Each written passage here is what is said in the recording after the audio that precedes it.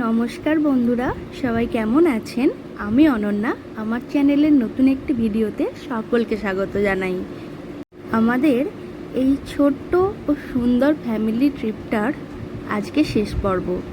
আর এই সুন্দর ফ্যামিলি ট্রিপটা শেষ করব মা তারার দর্শন করে। তাই আমরা সকাল সকাল সবাই রেডি হয়ে বেরিয়েছি মা তারার দর্শনে যাব। হ্যাঁ, তারাপীঠ ভ্রমণ করেই এই ট্রিপটার শেষ হবে। তারাপীঠের মহা শ্মশান এবং মা তারার মহিমা নিয়ে আমার আর কিছু বলার নেই। আশা করছি দূর দূরান্ত সবাই জানে মা তারার কী মহিমা। তাহলে চলুন আজকের এই ভিডিওতে রাস্তায় সুন্দর সুন্দর দৃশ্যগুলো আপনাদের সাথে শেয়ার করতে করতে যাচ্ছি। আর হ্যাঁ, শেষে কিন্তু আছে একটা ভীষণ সারপ্রাইজ। তাহলে সেই সারপ্রাইজটা পাওয়ার জন্য অবশ্যই ভিডিওটা শেষ পর্যন্ত দেখতে হবে। আমরা তারাপীঠ ভ্রমণ করে কোথায় গেলাম সেটাও এই ভিডিওতেই দেখাবো। আমরা বোলপুর থেকে এই গাড়িটি ভাড়া করেছিলাম, যেটা আমাদের মূল্য পড়েছিল 3000 টাকা।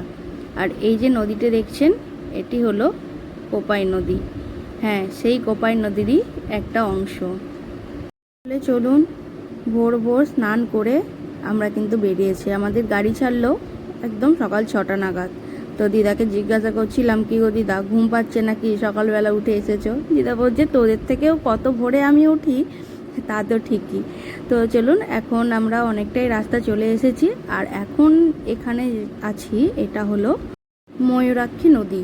এই ময়ূরাক্ষী নদীর মাঝ দিয়েই কিন্তু গাড়ি চলাচল করছে। এখানে এখন কিন্তু জল নেই।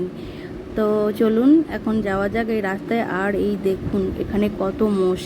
এখানে মোষগুলো স্নান করছে। তো বেশ ভালো লাগলো দেখতে, অনেক দিন পর দেখলাম। তো চলুন তাহলে সামনের দিকে যাওয়া যাক। যতটা পারবো আমি চেষ্টা করব রাস্তাটা আপনাদের দেখিয়ে দেওয়ার। আশা করছি অনেকেই জানেন, যারা জানেন না তাদের জন্য যদি কিছু উপকার হয় আমার খুব ভালো লাগবে। তো এই নদীটা পেরোনোর পরেই একদম সোজা কিন্তু মেন রোডে উঠবে। তো দেখতেই পাচ্ছেন এই রাস্তাটা কিন্তু খুবই খারাপ। এখানে পার্সোনাল গাড়ি নিয়ে গেলে একটু সাবধানে অবশ্যই চালাতে হবে। রাস্তাটা যাওয়া কিন্তু বেশ রিস্ক। তো ওই যে সামনে দেখা যাচ্ছে একদম মেন রোডটা, যে গাড়ি যাচ্ছে ওই মেন রোডটা ধরেই আমরা এখন সোজা সামনের দিকে এগিয়ে যাব। বোলপুর থেকে তারাপীঠের দূরত্ব প্রায় 60 থেকে 70 কিলোমিটারের মধ্যে। কারণ রাস্তা যে রুটে যাবেন, যেমন সাঁইথিয়া দিয়ে গেলে কিন্তু 60 কিলোমিটার। তো আমাদের সময় লেগেছিল ওই 2 ঘন্টা মতো।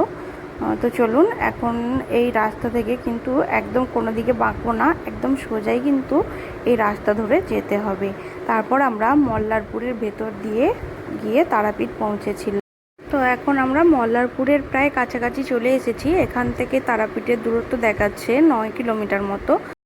তো চলুন এরপর মন্দিরের কাছাকাছি এসে আবার ভিডিওটা অন করছি। এই যে এই রাস্তাটা ভালো করে চিনে রাখুন। এই রাস্তাটা যদি দেখতে পান তাহলে বুঝে যাবেন আপনি কিন্তু এবার তারাপীঠ মন্দিরের কাছাকাছি চলেই এসেছেন।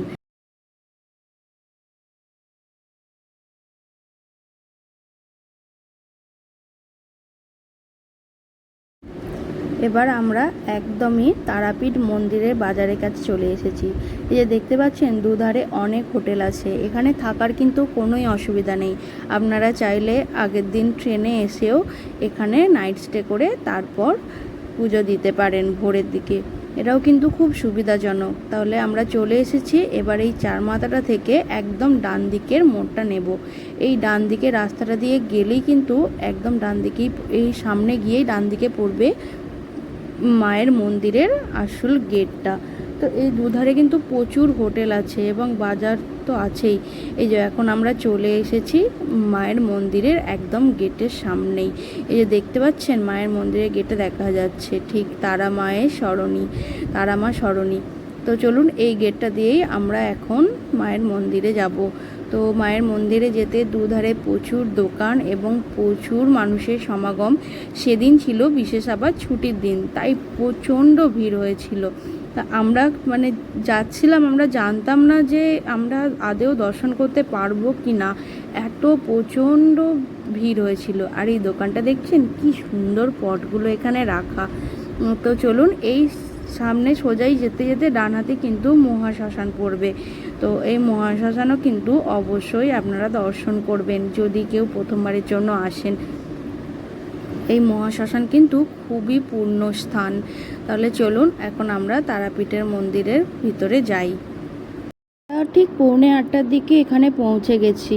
তো আমাদের চেনাশোনা পান্ডা ছিলেন, আমরা ওনাকেই ফোন করেছিলাম। তো উনি বললেন একদম মন্দিরের ভিতরে চলে আসতে। তো আমরা মন্দিরের ভিতরে গেলাম। মন্দিরটা কি সুন্দর সাজিয়েছে। আর এই হলো সেই মায়ের পুণ্যস্থান, মায়ের মন্দির। তো চলুন এখান থেকে আমরা পুজোর ডালা নেব এবং তারপর দেখব লাইনের কি অবস্থা। তো সেদিন প্রচণ্ড ভিড় ছিল, ভিআইপি লাইনেও প্রচুর ভিড় ছিল। আর আমরা ভিআইপি লাইনে নয়, আমরা জেনারেল লাইনেই সেদিন পুজো দেওয়ার জন্য দাঁড়িয়েছিলাম। এই যে দেখছেন কত ভিড়, মানে ওই দিকের পুরো লাইনটাই কিন্তু এই মন্দির দর্শনের জন্য লাইন। এই দিকে দেখতে পাচ্ছেন এই বাঁ দিকের এই লাইনগুলো, এখানে 4বার ঘুরে ঘুরে লাইন দিয়ে তারপরে আবার ওই দিকে ওই সামনের দিকে আবার লাইন দিয়ে যেতে হবে। তো প্রচণ্ড ভিড় ছিল সেদিন। আর এই হচ্ছে মায়ের মন্দির। এখান থেকে মায়ের মন্দির দর্শন করে আমার প্রাণটা জুড়ে যাচ্ছে। তো চলুন তাহলে ভিতর দিকে যাওয়ার আমরা চেষ্টা করি।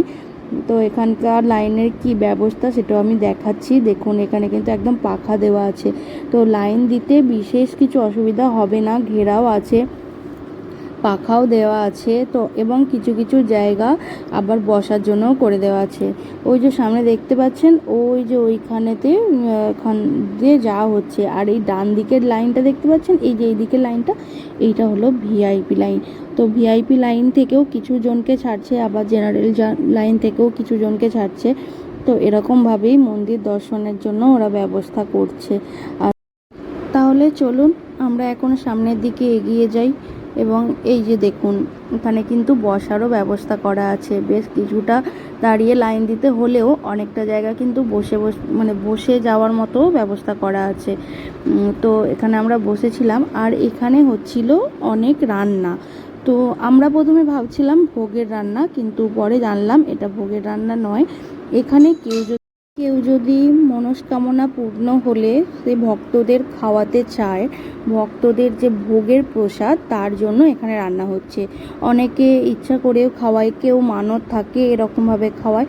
তো যাই হোক এখানে সেই রান্নাগুলো করা আছে, অনেক রকমই রান্না হয়েছে, ভাত, তরকারি, পায়েস, যে যেরকম খাওয়াবে, যার যেমন সামর্থ্য সেরকমভাবে এখানে ওরা অনুদান দেয় এবং এখানে যারা কর্মী আছে ওনারা ব্যবস্থা করে ভক্তদের খাওয়ান। তো চলুন অনেকটাই চলে এসেছি, দেখতেই পাচ্ছেন লাইনটা ওই সামনের দিকেই গেটটা। তো এখানেও আবার কিন্তু 3-4 রকমের লাইন। তো চলুন, এত ব্যস্ত হয়ে পড়েছিলাম, এতটাই ভিড় ছিল আর ভিডিও করা সম্ভব হয়নি। তো সেই সারপ্রাইজটা এবার চলে এসেছে। আমরা এসেছি রাজচন্দ্রপুরের ইস্কন মন্দির। এখানে একটা নতুন ইস্কন মন্দির হয়েছে, সেটাই দর্শন করতে কিন্তু আমরা চলে এসেছি। তো এখানে কেমন পরিষেবা এবং এখানেই আমরা ভোগ নিয়েছিলাম। এখানের ভোগেও কি কি থাকছে এইটা আমরা এই ভিডিওতেই দেখাবো। তো চলুন আমরা ইস্কন মন্দিরের ভিতরে চলে এসেছি। এখন আমরা খাবারের জন্য কুপনটা কাটবো। তো কুপন কাটার আগে আপনাদের মন্দিরটা একটু চারদিকটা ঘুরিয়ে দেখিয়ে নিচ্ছি। দেখছেন খুব সুন্দর কারুকার্য করে কিন্তু এই মন্দিরটা করেছে এবং চারিপাশটা খুব সুন্দর। আর একটা জিনিস দেখাই, এগুলো কি বুঝতে পারছেন? মনে হচ্ছে না কোনো কালো কাপড় ঝুলছে, কিন্তু এগুলো কোনো কালো কাপড় নয়, এগুলো হলো বাদুড়। তো আমি পার্সোনালি এরকম বাদুড় প্রথমবার দেখলাম, তো আপনাদেরও জন্য দেখাচ্ছি। তো এখানে প্রচণ্ড বিকট শব্দ হচ্ছিল, যেন কোনো ভূতের শব্দ। তো এই জায়গাটা কিন্তু সত্যি খুবই ভয়ঙ্কর লাগছিল। আর এই যে দেখছেন কেমন ঝুলছে বাদুড়গুলো, তো দেখে কিন্তু বেশ ভয় ভয় লাগছিল। তো চলুন তাহলে আমরা এখন প্রসাদ কক্ষের দিকে যাই।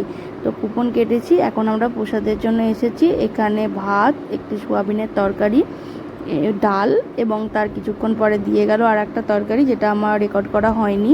তারপরে দিল চাটনি, পাঁপড় এবং পায়েস। এই প্রসাদের কুপন ছিল 80 টাকা। 80 টাকা অনুপাতে প্রসাদ, যেহেতু আমি কোনো খারাপ কথা বলবো না এবং আমার সত্যি কথা বলতে আমার মোটামুটি লেগেছে। কিন্তু মন্দিরটা খুবই ভালো লেগেছে, মন্দিরটা সত্যিই খুব সুন্দরভাবে বানানো হয়েছে।